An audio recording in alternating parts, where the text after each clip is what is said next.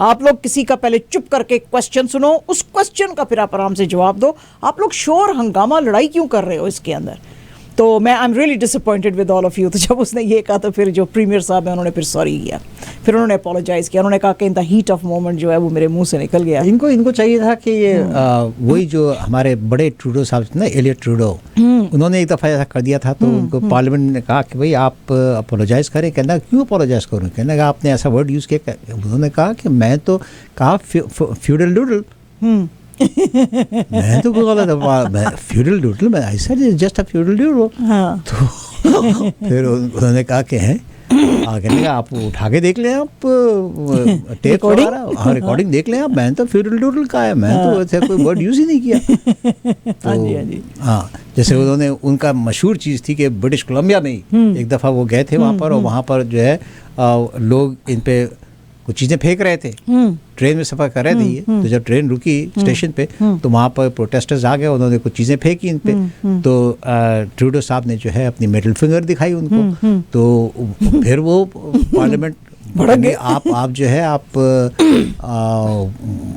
Apologise करें Canadian से कि आपने उनको ये किया है।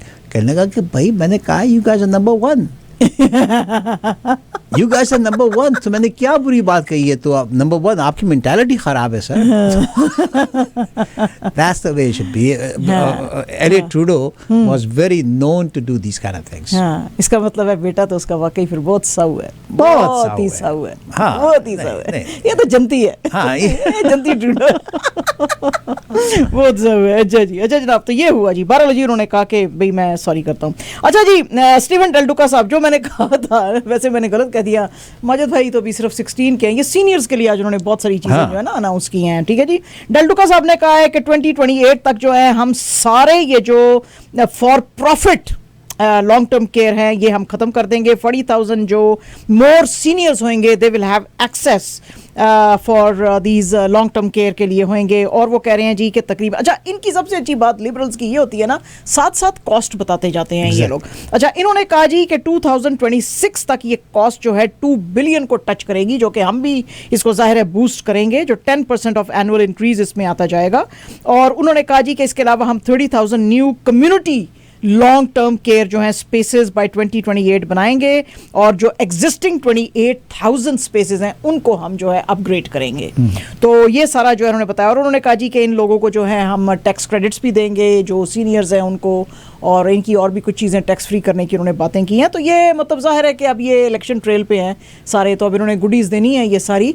लेकिन मुझे बड़ी हैरत हुई जो हमने लास्ट वीक ये जो यहाँ पे वो सर्वे सारा जो किया था, लोग कहते हैं we don't know who Steven Del Duca है, हालांकि ये मिनिस्टर भी था। 59%, और हालांकि ये लास्ट गवर्नमेंट में ये मिनिस्टर भी थे। तो आई मीन पायन तो सी सोरे सो के नशा कीता है तो जी इनको नहीं जानते। नहीं तो 15% उसमें से ये भी तो देख लेना, 30% didn't know who Andrea Horwath is, and 15% don't know who Premier Ford is. हाँ, मतलब ये तो और भी ज्यादा हैरत की बात है कि प्रीमियर फोर्ड का नहीं पता उनको, जो कि तो पायन फिर किस सूबे विच रह रहे हो, मार्स में रह रहे हैं, देख लो। हाँ, सुलते सारी ले रहे हैं, लेकिन that was very astonishing, very rather shocking, very shocking. अच्छा जी, वो नहीं तो ये।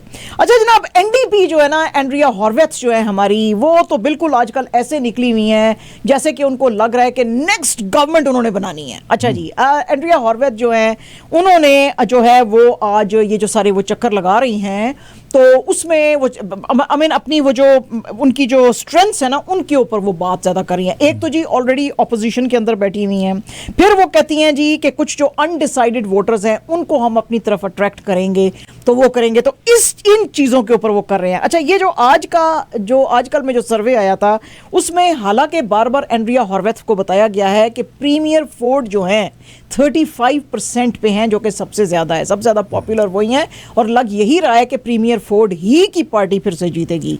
36 to 37% जो है डिसाइडेड वोटर्स, अगर वो आप वोट दे दें तो you make a majority government. हाँ जी, तो वो कहते हैं जी कि ये ऐसे है, तो आप जो है इनका लग रहा है कि ये फिर से करेंगे। वो कहती है कि नहीं, एंटी फोर्ड जो एलिमेंट्स हैं उनके ऊपर वी आर वर्किंग, वो हमको देंगे। इसी तरह स्टीवन डेल डुका साहब जो हैं वो भी इसी के ऊपर काम कर रहे हैं कि जो एंटी फोर्ड वोटर है उसके ऊपर हमको काम करना है और वो उनके हमको वोट्स लेने हैं।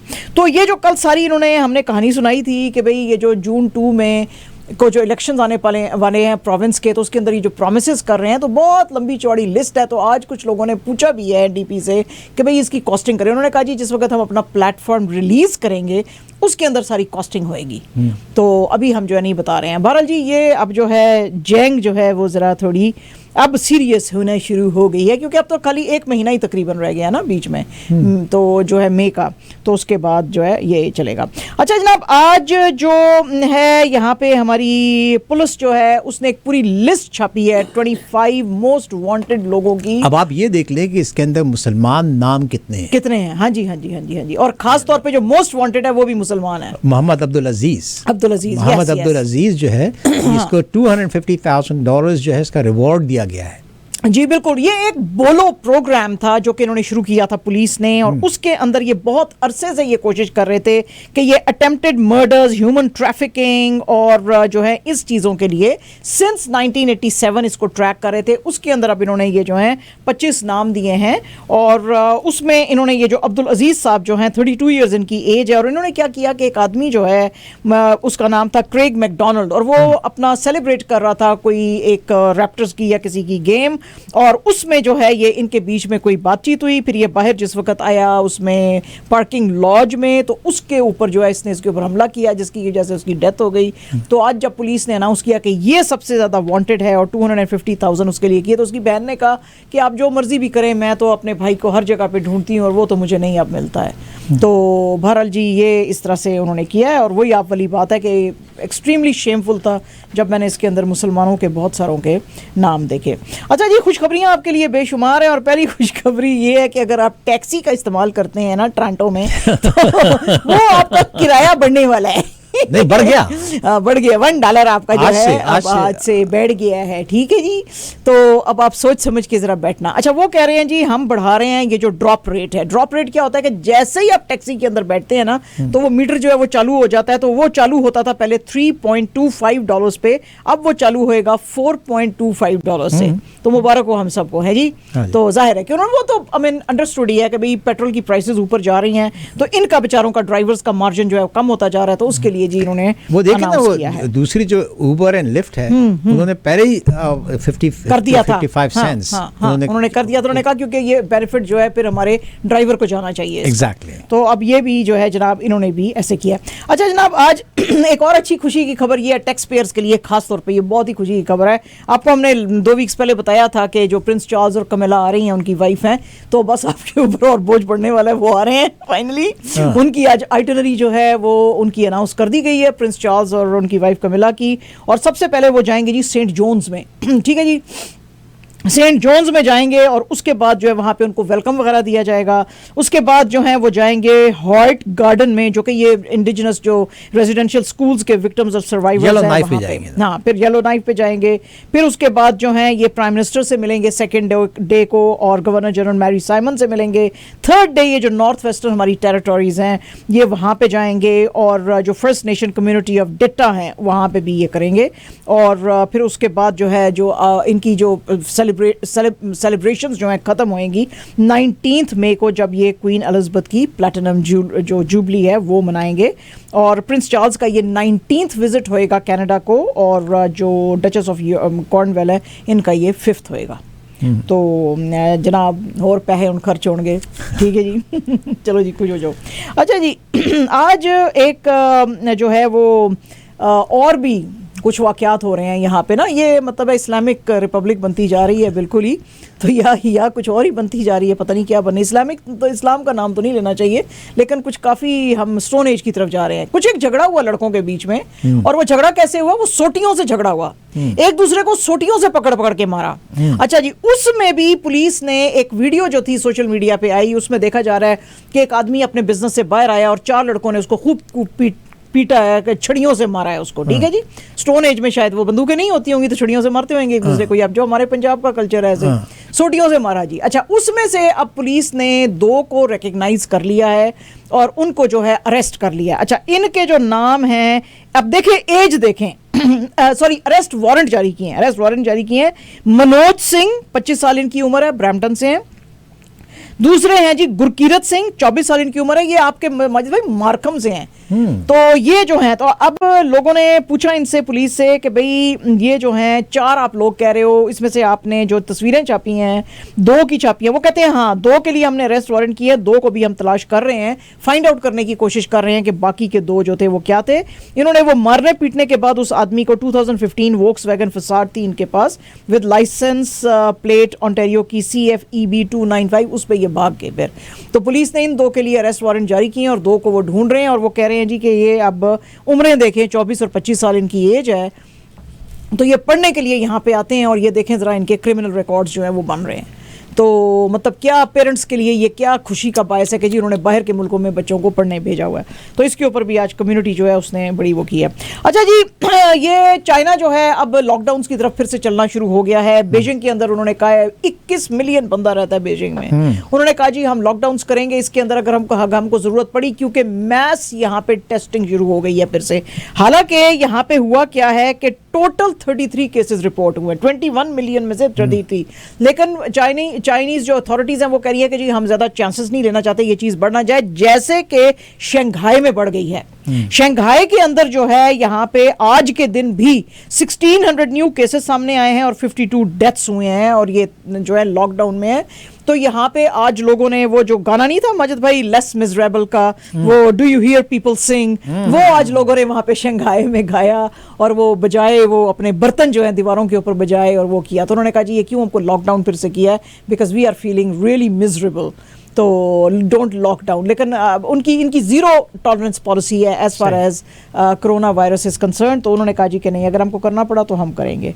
तो अब देखेंगे क्या होगा। आज जनाब जो रशियन फॉरेन मिनिस्टर हैं सर्जे लैवरोव, जिनकी क्या बात बता रहे थे अभी माजिद भाई थोड़ी देर पहले, कि वो कह रहे हैं कि 3rd वर्ल्ड वॉर हो सकती है। असल में वो एक इंटरव्यू दे रहे थे, अपना एक इंटरव्यू वहाँ पे टीवी पे दे रहे थे, और उसके ऊपर इनसे क्वेश्चन किया गया था कि आपको क्या लग रहा है कि ये जो प्रॉमिस्ड मिलिट्री सारा ये जो बड़ा हाई गैजेट्स जो हैं, हाई एंड गैजेट्स ये जो दिए जा रहे हैं, तो वहाँ पे क्या हो सकता है। और आज भी ये अनाउंस किया है ये जो है अमेरिका के ऑफिशियल्स, जो secretary of state Anthony Blinken और डिफेंस सेक्रेटरी लॉयड ऑस्टिन, उन्होंने कहा है कि हम और ज़्यादा इनको मिलिट्री एड दे रहे हैं। तो आपका क्या ख्याल है। तो उनसे ये भी पूछा गया कि क्या ये वही सिचुएशन तो नहीं हो गई है जो कि क्यूबन मिसाइल क्राइसिस में हुई थी 1962 में, जब आप और अमेरिका फिर एक दूसरे के आमने सामने आ गए थे। तो उन्होंने कहा कि हाँ, ये जितनी चीज़ें एस्केलेट की जा रही हैं तो ये बिल्कुल 3rd वर्ल्ड वॉर की तरफ जो है इशारा करती हैं। हम अपनी तरफ से नहीं कर रहे हैं, हम इन चीज़ों के ऊपर बिलीव भी नहीं करते हैं कि हम इतनी मैसिव जो है वो शुरू करें। हम जो है अपने न्यूक्लियर जो वॉर है उसको हर कॉस्ट पे रोकने की कोशिश करेंगे, लेकिन अगर हमें पुश किया गया तो फिर जाहिर है कि आसार तो यही नजर आ रहे हैं कि 3rd वर्ल्ड वॉर शुरू हो सकती है। तो ये जाहिर है कि ये बहुत बड़ा बयान है, very dangerous, very very dangerous, क्योंकि उन्होंने पास बहुत वार्न किया, कल भी इन्होंने वार्न किया था सर्जे लैवरोव ने, कि ये जितने भी नेटो के फोर्सेस हैं और ये नेटो कंट्रीज हैं और जो EU है और US है खासतौर पे, ये जो इतने मैसिव तरीके से ये जो वेपन्स दे रहा है यूक्रेन को, इससे और ज्यादा उसके अंदर आएगी, एस्केलेशन होगी, और ज्यादा एस्केलेशन होगी। लेकिन अब जो यूक्रेन भी है ना, वो भी तो उनकी जान खा रहा है ना नेटो वालों को, कि भाई धकेला तो तुम लोगों ने, अब मुझे तो अब डिफेंड करने के लिए मुझे जो है वो चाहिए, क्योंकि ऐसा ना कहीं होए कि हमारे मुल्क के ऊपर रशिया कब्जा कर ले।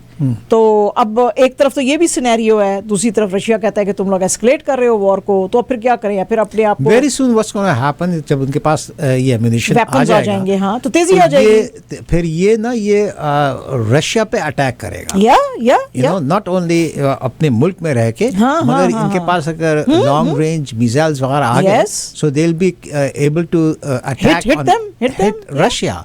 और जब एक दफा आपने रशिया को अटैक करना शुरू कर दिया, देन यू मैसिव जंग शुरू हो जाएगी, मैसिव जंग शुरू हो जाएगी। और जाहिर है कि वो फिर वो जो पूरा बॉल्कन्स का जो एरिया है वो फिर कैसे बचा रह जाएगा, वो तो फिर छोटे छोटे कंट्रीज हैं, वो तो फिर सारे शामिल होंगे ही होंगे, क्योंकि जाहिर है कि वो मिसाइल जो है फिर जो है वो आसपास के जो उसमें एरिया में भी डिस्टर्बेंस करेंगे और वॉर जो है तो अब देखें फिर काफ़ी सीरियस खतरा है जी ये जिसको वो करना चाहिए। अच्छा बहरहाल जी, आज जो यूनाइटेड नेशंस के सेक्रेटरी जनरल हैं एंटोनियो गुतरस जो हैं वो आज पहुंचे हुए हैं मॉस्को में और उनकी मुलाकात हुई है सर्जी लैवरोव के साथ और उन्होंने उनको कहा है फ़ौरन अब जंग रोकें, फ़ौरन रोकें, इनको कहा है जो है लैवरोव साहब को। और उन्होंने कहा है कि इसके बाद जो है मैं उनसे भी मिलूंगा, पुतिन साहब से भी। अच्छा, अब जबकि ये मॉस्को पहुंचे हैं और इनको कह रहे हैं कि फौरन आप रोकें ये वॉर जो है, तो वो जो ज़ेलेंस्की साहब हैं उनको बड़ी तकलीफ हो गई है। यूक्रेन के जो प्रेसिडेंट हैं वो कह रहे हैं कि ये जो है सेक्रेटरी जनरल ये क्यों गया है रशिया, इसको तो जाना ही नहीं चाहिए था, क्योंकि ये बार बार कह रहे थे कि जी आप जो है, मैं रिपीटेडली इन्होंने कहा कि जी सीज़ फायर करें, सीज़ फायर करें, सीज़ फायर करें, तो फिर रशिया क्यों चले गए हैं? तो भाईजान फिर वड्डा मुल्क वही है ना, उससे कोल जाना है ना, अटैक उसने किया ना, फिर तो गलती उससे ना करनी है। बहरहाल जी उन्होंने बहुत ज़्यादा इसको बुरा मनाया था। बहरहाल जी वो कह रहे हैं गुतरस साहब कि अब मैं इसके बाद जो है कीव भी जाऊंगा, लेकिन अब पता नहीं इनको रिसीव करेंगे वो कि नहीं, बहुत ज़्यादा जो है वो होएगा। अच्छा जी, आप अब ये बातें हो रही हैं, कल इंटरव्यू आया है सर्जी लैवरोव का कि थर्ड वर्ल्ड वॉर शुरू हो सकती है। आज जनाब जो डिफेंस सेक्रेटरी साहब हैं ऑस्टिन साहब, उन्होंने आज एक नया कटा खोल दिया। उन्होंने आज कहा है जी कि वी विल मूव, यानी वर्ड्स आप देखें कि वर्ड्स का चुनाव कितनी समझदारी से उन्होंने किया है। We will move earth and heaven, heaven and earth to support Ukraine. ठीक है जी। अच्छा, ये बात इन्होंने कहां पे की? ये एक मीटिंग कर रहे हैं यूएस की जो एक बेस है जर्मनी के अंदर, रेमस्टीन के अंदर, वहां पे जहां पे के 40 नेटो के मेंबर्स हैं और दूसरे लोग यहां पे आए हुए हैं, दूसरे कुछ रिप्रेजेंटेटिव्स, और उनके सामने इन्होंने बात की और उन्होंने सबको आज जोर दिया है, यूके को, यूएस उसको, जर्मनी को, बाकियों को, कि भाई तुम सब लोग जो है इसकी हेल्प करो। अच्छा, अब ये जो यूक्रेन है इसने तो क्योंकि इनको कहा था कि भाई आप हमारी हेल्प करो, तो ये करने हैं। यूके जो है वो भी अब कह रहा है जी कि मैं भी आपकी हेल्प करूंगा और मैं अपना इक्विपमेंट भेजूंगा। इसके अलावा जर्मन डिफेंस मिनिस्टर क्रिस्टीन लैम्ब्रिच जो हैं उन्होंने भी कहा जी कि हम भी अपने एंटी एयरक्राफ्ट टैंक्स भेजेंगे। और ये मैसिव डेवलपमेंट होएगी अगर इन्होंने उधर भेजा, तो ये होएगी क्योंकि ये बहुत ही नेक्स्ट लेवल टैंक्स हैं ये। और असल में हुआ क्या है कि ये जो जर्मनी के चांसलर हैं ओलाफ शोल्स, इनके ऊपर बेतहाशा ना सिर्फ नेटो का, यूरोपियन यूनियन का, बल्कि अपने घर में भी इनके ऊपर बहुत ज़्यादा जोर था कि तुम क्यों खामोश बैठे हुए हो भाई, तुम क्यों चुप बैठे हुए हो, तुम क्यों नहीं यूक्रेन का साथ दे रहे हो। तो उन्होंने वो जो आज की फिर ये जो अनाउंसमेंट है जर्मन डिफेंस मिनिस्टर की, तो समझा जा रहा है कि अंडर वो प्रेशर जो इंटरनेशनल और डोमेस्टिक है उसके अंडर इन्होंने जो है ये अनाउंस किया है। इंग्लैंड भी अपने अब इक्विपमेंट भेजेगा, अमेरिका तो ऑलरेडी भेज रहा है, ये अब जर्मनी भेजेंगे, तो फिर अब चीज़ें एस्केलेट करेंगे। इसी को देखते हुए सारी चीज़ों को मैंने कहा था कि इमिनेंट है third world war, because once ये जो यूक्रेन है वो अगर रशिया के टेरिटरी पे अटैक करना शुरू कर देगी, दे will be capable of doing it. तो जब वो कर देंगे तो रशिया उसको जवाब देगा, दूसरे लोग इसमें इन्वॉल्व होंगे और वहाँ पर जो है फिर वो होता ना कि बिल्ली को आप कॉर्नर कर दें तो शी बिकम्स विशियस, अदरवाइज बिल्ली is not a vicious animal. तो वही होगा कि रशिया को आपने इतना कॉर्नर कर दिया ले जाके कि they have no choice but to use the nuclear power. Yes, तो ये बहुत ही खतरा हो सकता है, बहुत ही खतरे की घंटी है। इसीलिए वो जो हैं एंटोनियो गुतरस साहब आज उधर पहुंचे हुए हैं, वो कह रहे हैं सीज फायर करें फ़ौरन, क्योंकि उनको समझ में आ रहा है कि ये चीज़ें जो है खराबी की तरफ जाएंगी, क्योंकि वो देख रहे हैं यूरोप से लोग उनको इक्विपमेंट भेज रहे हैं, तो अब जाहिर है ऐसे। अच्छा जी, आज बाइडन साहब ने 3 लोगों को अपना जो प्रेसिडेंशियल पावर्स है उनको यूज़ करते हुए पार्डन दिया। अच्छा, ये स्टोरी इंपॉर्टेंट क्यों है? क्योंकि जिन लोगों को पार्डन दिया है ना बाइडन साहब ने, वो बड़े जो हैं वो उनकी इंटरेस्टिंग स्टोरी हैं।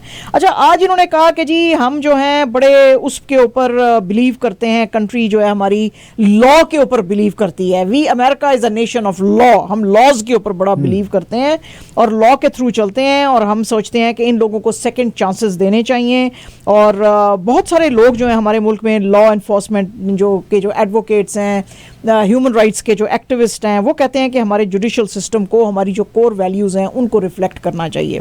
अच्छा, आज जो 3 लोगों को इन्होंने अब पार्डन दी है, उनमें से बड़े इंटरेस्टिंग लोग हैं। एक तो है आदमी जी अब्राहम बोल्डन, 86 ईयर्स उसकी एज है, और फॉर द लॉन्गेस्ट टाइम उसने जो है बेचारे ने जेल के अंदर काटा है। अच्छा, उसके ऊपर चार्जेस क्या थे? उसके ऊपर चार्जेस ये थे, ये यूएस जो सीक्रेट सर्विस है उसमें ही was the first black man to join US secret service. अच्छा, उसको जब उन्होंने सीक्रेट सर्विस में डाला तो उसके ऊपर फिर कुछ अरसे के बाद इल्ज़ाम आ गया, एलिगेशंस आ गए कि जी इसने कुछ जो है स्टेट की इंपॉर्टेंट फाइल्स जो हैं दुश्मन को दी हैं। हालांकि वो डिनाई करता रहा कि मैंने ऐसा कुछ नहीं किया, लेकिन जी उसको पकड़, क्योंकि वो पहला काला था और ये एज भी जो आप सोचें कि आज से कितने कोई 50 साल पहले, राइट, तो उसको जी जेल में डाल दिया और वो उस दिन से जेल में था। अच्छा, उसको जी आज उन्होंने कहा है कि ये आदमी, क्योंकि जेल में भी अगर आप शैतान होएंगे तो आप करेंगे ना कोई शैतानी कोई आपके, तो उन्होंने कहा जी कि ये तो कुछ कर ही नहीं रहा और ये तो जेल में बैठ के भी कम्युनिटी सर्विस के अंदर इन्वॉल्व है, तो इसको, अच्छा जी उसको एक को बंदे को दी है इन्होंने पार्डन दिया। अच्छा, दूसरे जो इसके अंदर हैं, क्योंकि ये कॉन्स्टेंटली कहता रहा कि ये कहते रहे कि जी ये गिल्टी है। अच्छा जी, फर्स्ट ट्रायल चलाया, फर्स्ट ट्रायल में उन्होंने कहा कि नहीं ये इसको हम छोड़ रहे हैं, बेल पे छोड़ा। फिर सेकंड ट्रायल हुई, सेकंड ट्रायल में कहा नहीं ये तो क्रिमिनल है, इसको छोड़ ही नहीं सकते। तो यानी उसकी सारी जिंदगी जो है, हालांकि so far nothing is been proven, nothing proven at all. उसको जी फिर से वो जी अब जेल में डाल दिया। अच्छा, वहां पे अच्छा दूसरी जो है बेटी जो बोगन्स थी, अच्छा इसको भी किया गया था कन्विक्ट 1998 में कि जी तुम्हारे पास ड्रग्स हैं। अच्छा, वो ड्रग्स ये कहती रही कि ये जो मेरे पास हैं ये मैं अपना जो मेरा पार्टनर है उसकी हैं और उसके लिए ही हैं, मैं तो I just happen to be with him, तो मैं वो जो है, उन्होंने कहा नहीं ये इस बिजनेस सारे में तुम शामिल हो। अच्छा, उस आदमी का नहीं कुछ पता चला कि वो फिर कहाँ गायब हो गया। इसको पकड़ के उन्होंने ड्रग पोजेशन, और उन्होंने कहा कि नहीं अब तुम्हारे ऊपर इल्जाम है कि तुम्हें इतनी जो ड्रग थी तुम्हारे पास, तुम डिस्ट्रीब्यूट कर सकते थे, बिजनेस के लिए है। तो बहरहाल ये कहती रही कि मेरा इसके साथ ताल्लुक नहीं है। बहरहाल जी उन्होंने माना नहीं, इसको डाल दिया। तो उसको फिर इन्होंने छोड़ा, क्योंकि उन्होंने कहा जी ये जो डेक्स्टर जैक्सन जो के इसका जो था वो बॉयफ्रेंड, उसका तो फिर पता नहीं है, तो अब इसको जो है वो आप छोड़ें। और फिर जो है इसी तरह का एक और जो था वो बंदा था। तो ये इस तरह की जी 3 उन्होंने जो है आज बाइडन साहब ने पार्डन्स दिए हैं। यानी आप सोचें कि जस्टिस सिस्टम जहाँ पे इतने स्ट्रॉन्ग हैं, पुलिस है, इंटेलिजेंस एजेंसियाँ हैं, तो फिर भी कहीं ना कहीं चीज़ों को प्रूव करने में कोई ना कोई वो रह जाती है चीज़, और लोग जो है इतना लंबा अरसा जो है जेलों के अंदर काटते हैं।